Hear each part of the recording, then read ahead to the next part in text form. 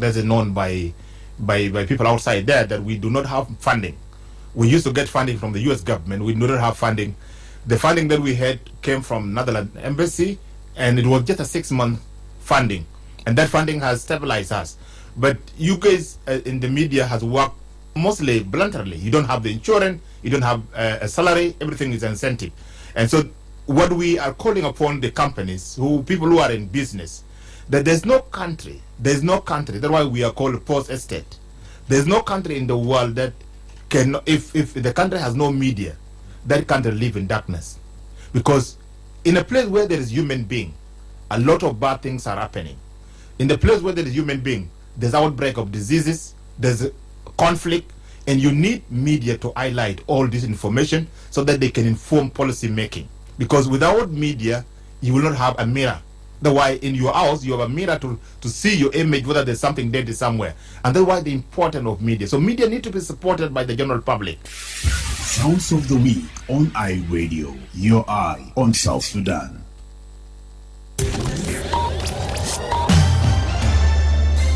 Live from Juba, on air and online. This is iRadio News.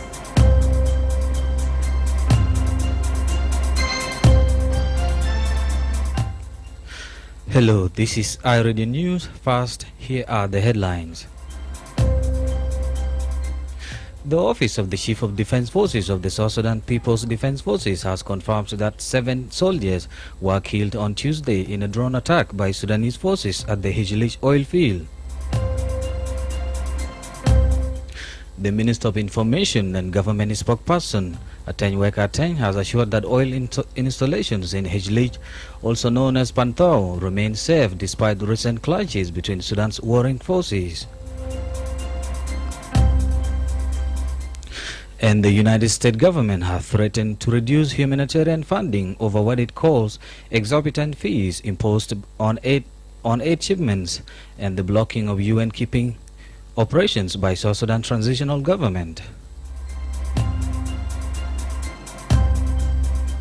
These stories and more are coming to you in this news bulletin with me, James Atem. Now the news in detail. The Office of the Chief of Defense Forces of the South Sudan People's Defense Forces has confirmed that 7 soldiers were killed on Tuesday in a drone attack by Sudanese forces at the Hijlich oil field. The attack follows the recent takeover of the oil zone by the Rapid Support Forces earlier this week. According to Brigadier General Santo Dominic, the Executive Director in the Office of the Chief of Defense Forces, the Sudanese forces withdrew from the area, allowing SSPDF units to assume security of the Hijlich oil field under a tripartite security agreement. The deal mandated the withdrawal of RSF troops and assigned protection of the strategic oil installations to South Sudan's army. General Santos said the Sudanese armed forces carried out the drone strike targeting SSPDF positions in Hijlich along the border between the two countries. He added that the attack destroyed a military vehicle equipped with gun and resulted in the loss of 10 AK-47 rifles belonging to the fallen soldiers and other troops near the strike site. Speaking to SSBC, General Santos said the attack came as a surprise as the SSPDF troops has been deployed to secure Hijlich in line with the agreement, and RSF forces had already withdrawn from the area on December 8th.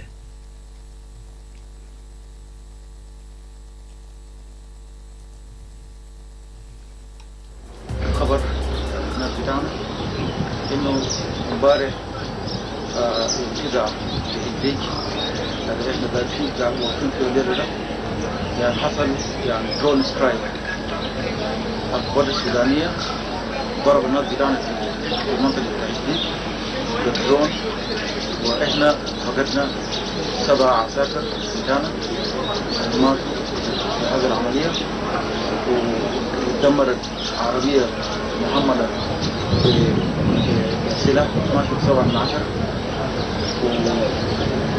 و10 كلاشينكوف بتاعت العساكر اللي ماتوا وبعض العساكر كانوا قاعدين حول المعركة كلها اتدمرت. فطبعا ده ده النية سوداء يعني من الحكومة السودانية. الآن طبعا احنا دخلنا اتفاقية كان في وجود بسيط بتاعت الدعم، لكن فاتوا 8 ما كان في وجود خبر. فده خبر يعني ما كويس. طبعا باقي الإجراءات بتتم مع القيادات العليا السودانية، لكن طبعا احنا الجيش. The Minister of Information and Government spokesperson Atem has assured that oil installations in Ijilich, also known as Panthau, remain safe despite recent clashes between Sudan's warring forces. Speaking at a press briefing this morning in Juba, Atem said the government has received no reports of damage to the Ijilich oil fields and added that production continues normally. According to the minister, engineers and SSPDF units on the ground have not recorded any structural harm to the facilities. He warned that any claims circulating on social media about destroyed oil wells are unverified and misleading. The oil production is still ongoing, is going well. We have no any report of any major damage that that could have halted the production of the oil. But people fled when there are when there are heavy weapon being fired, the civilian runs. And those who are working in oil field are also civilians, they are not soldiers. So they are not taking place in fight. So their running cannot justify any damage. They are running for their life. There's no damage. There's no any report of any damage in the oil field. If there are any damage, then it will be found later on if the technical people actually inform us about that. But up to now, there's no any damage that has been reported. Yes. Atem also said President Salva Kiir has been in direct communication with General Abdel Fattah el-Burhan of SAF and General Mohammed Hamdan Dagalo of the RSF to stop the fighting. The president is urging the Sudanese leaders to avoid clashes near oil installations, noting that neither side has the capacity to contain a major fire if oil wells are hit. The President of the Republic of South Sudan wanted all these parties, the parties in war in Sudan, to ensure that they are not fighting along the oil field. They have to leave the oil field. Of course, the contest has been going on around oil field simply because each party in the conflict wanted to control the oil field. But now, under the government of the Republic of South Sudan, under the South Sudan People Defense Forces, the President is urging the parties in war to avoid fighting in the oil field area. The minister urged border communities to remain calm, saying the situation is under control and the SSPDF now holds primary responsibility for securing the area under a newly reached tripartite agreement. You're listening to iRadio News. The United States government has threatened to reduce humanitarian funding over what it calls exorbitant fees imposed on aid shipments and the blocking of UN peacekeeping operations by South Sudan's transitional government. In a statement issued by the Bureau of African Affairs at the United States Department yesterday, Washington accused Juba of imposing illicit charges on humanitarian agencies. The statement described these actions as violations of South Sudan's international obligations. The State Department called on the transitional government to end the charges on aid shipments and warned it will carry out a comprehensive review of its assistance in South Sudan. It said in the statement, and I quote, "These actions constitute rigorous violations of South Sudan's international obligations. We call on the transitional government to halt these actions immediately. If it does not, the United States will initiate a comprehensive review of our foreign assistance in South Sudan with the likelihood of making significant reductions," end quote. The U.S. government further blamed South Sudan's authorities for the ongoing humanitarian crisis, citing poor governance, failure to use public revenue for the benefit of the people, and insecurity.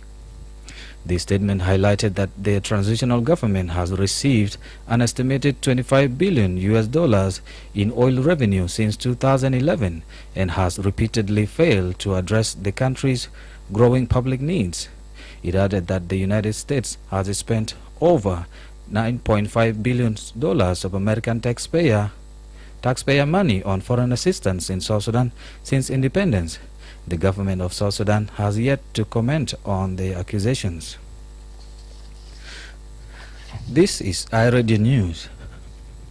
The Minister of Public Service and Human Resource Development has clarified that only candidates holding a bachelor's degree or a 3-year diploma from recognized universities will qualify under the ongoing civil service headcount and biometric registration.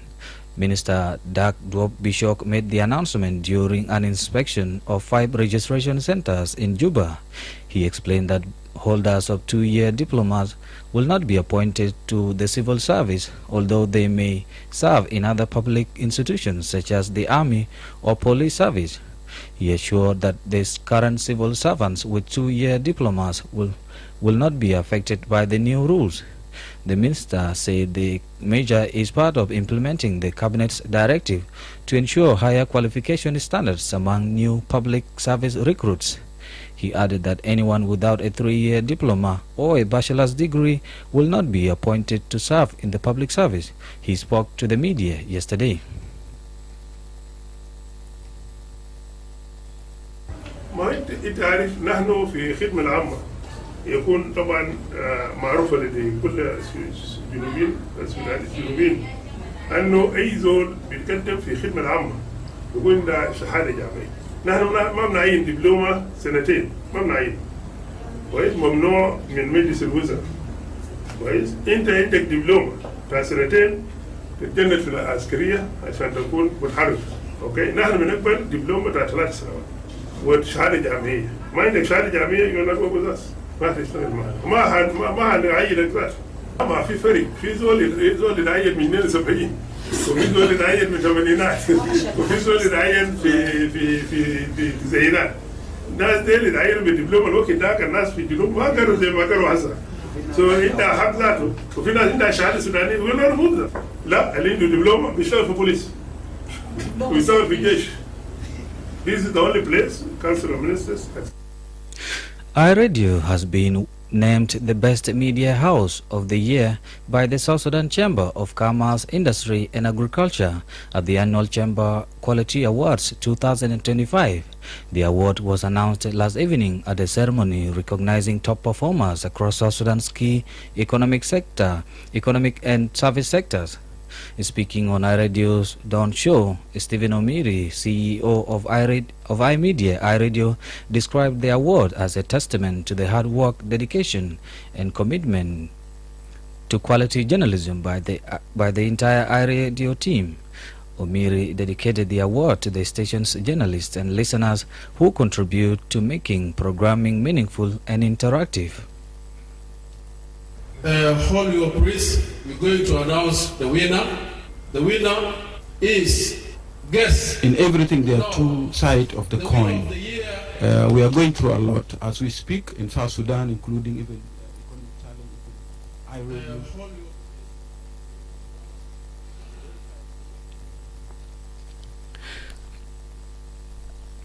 Sorry for the incorrect clip. Now let's go and listen to the moment the winner was announced yesterday. We're going to announce the winner. The winner is guess. No, the winner of the year for the best radio station is iRadio.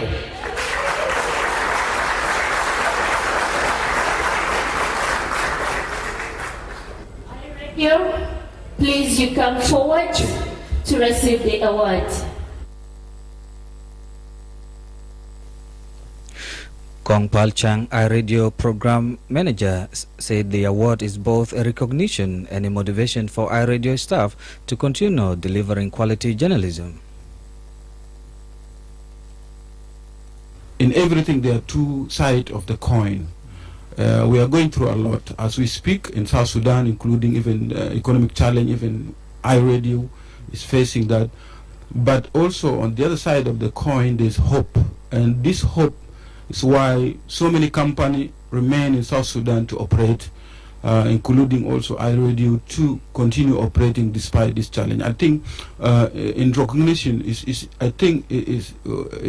good to appreciate chambers of commerce to say, look, we've been together in this, and this is our country, and we recognize your work despite the challenge we are going through. I think that is a great and also good news for us as iRadio, iMedia family, for a big institution like that to recognize our work. They are independent institution. The Chamber Quality Awards 2025 held annually celebrate exceptional leadership and significant contributions to South Sudan's economic and service sector. Other awardees included Vice President Dr. James Waniga, who received the exemplary leadership and outstanding contribution to transformation of South Sudan's economic sector award. Adut Salva Kiir, Senior Presidential Envoy for a special program, who received outstanding leadership Chamber Quality Award, and Atong Kwal Manyang, Minister of Trade and Industry, awarded the Leadership Excellency Award, and Mapula Bodibe, CEO of MTN South Sudan, who was also named the CEO of the Year. You're listening to iRadio News.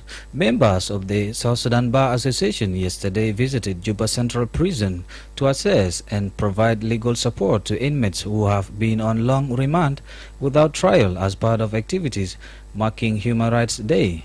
Human Rights Day is observed annually on December 10th to commemorate the adoption of the Universal Declaration of Human Rights by the UN General Assembly in 1948.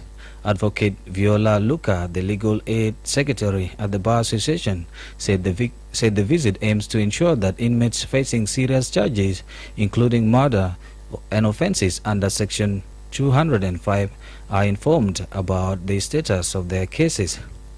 She said some inmates with serious cases have been detained since 2021 without trial or conviction. Viola spoke exclusively to iRadio in the sideline interview at the Juba Central Prison yesterday.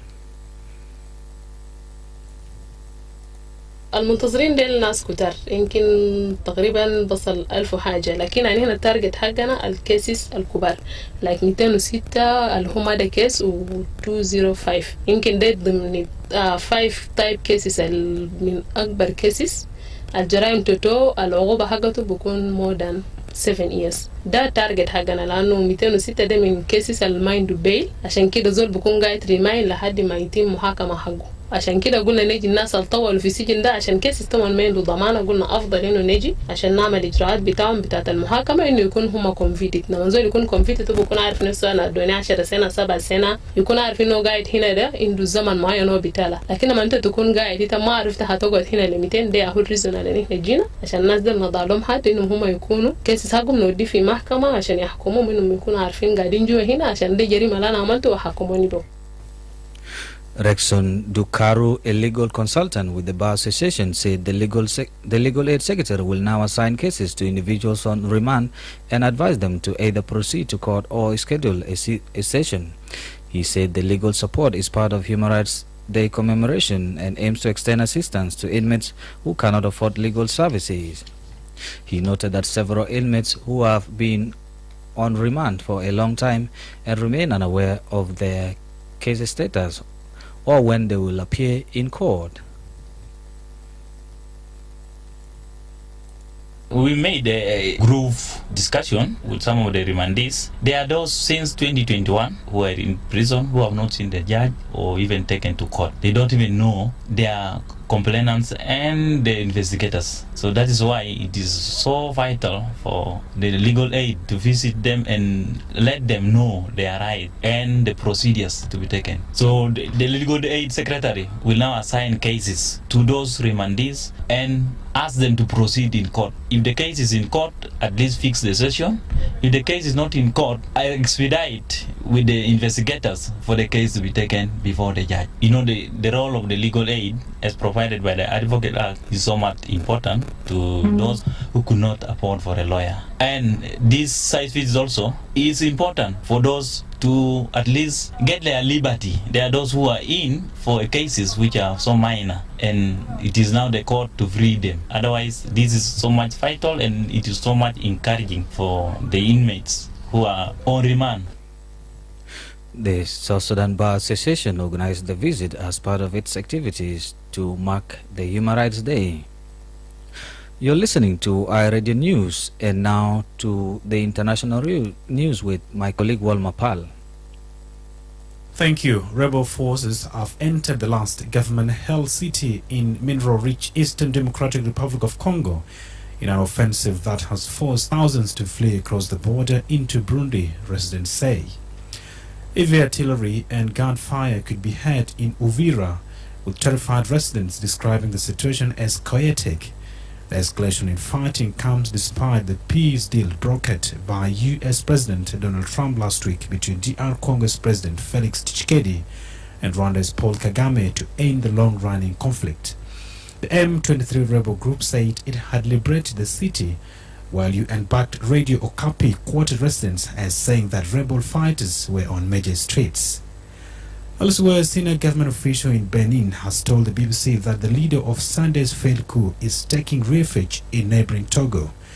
Speaking on condition of anonymity, the official said that the government would request LT Colonel Pascal Tigri's extradition. Togo's government has not yet commented.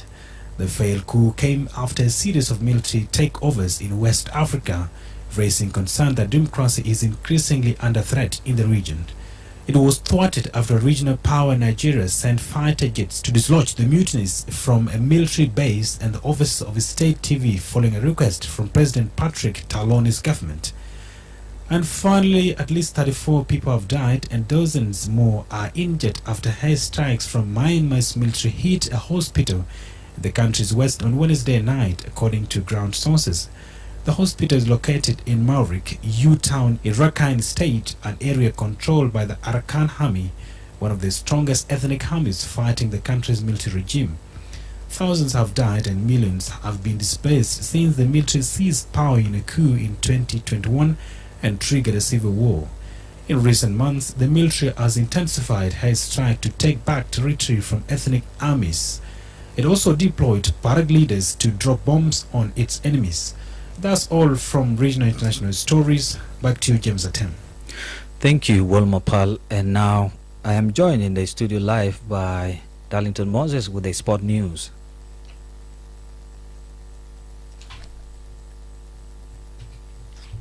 Thank you so much.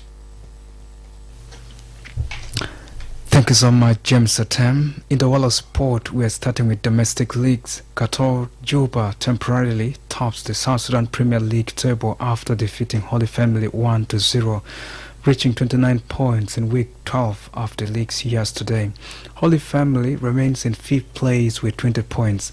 In today's matches, Olympic rank will aim to get back to winning ways and climb for the 10th place when they face Al Hilal, who are currently at the bottom of the table. A victory would take Olympic rank to 12 points, while a win for Al Hilal would raise them to 6 points, moving them up to the 2nd place. In the other match, Koryom will face Al Ghazala Wow, both looking to improve their standings. Koryom seeks to reach 13 points, while Al Ghazala Wow aims to hit 21 points and move up to the 5th place in the league table. In some important UEFA Champions League update, Arsenal Nuni Madueke may look back on his standout performance at Club Brugge as a landmark night in his career. The 23-year-old has scored 2 goals in Wednesday's 3-0 victory, including a stunning effort from 20 yards, with his all-actions performance again showing he can be more than a rotations option for manager Mikel Arteta. Bayer Leverkusen earned a dramatic point against Newcastle United, with Alex Grimaldo scoring a late equalizer. And Manchester City staged a remarkable comeback to defeat Real Madrid on their home turf leaving La Liga side manager Xavi Alonso under pressure. And finally, in NBA, the Oklahoma City Thunder equaled the best 25-game start to a season in NBA history as they overpowered the Phoenix Suns 138-89 in the NBA Cup quarterfinals. Defending champions, the Thunder have won 24 of their first 25 games, equaling the Golden State Warriors record from 2015 to 2016.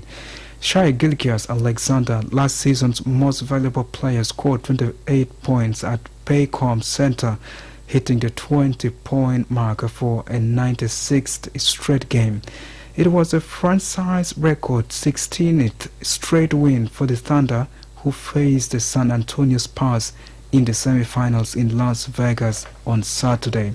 The Thunder have won 92 of their 107 regular season games since the start of the 2024-2025, having topped last season's Western Conference with a 68-14 record.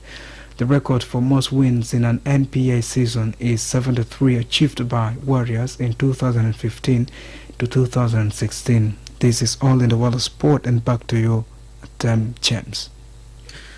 Thank you very much, Darlington Moses. You're listening to iRadio News, and to end this bulletin, here are the headlines once again.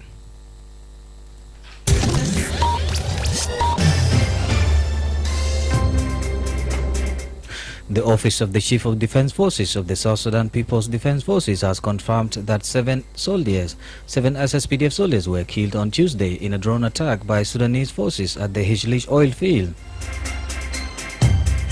The Minister of Information and Government spokesperson Atem has assured that oil installations in Hijlish, also known as Pantau, remain safe despite recent clashes between Sudan's warring forces.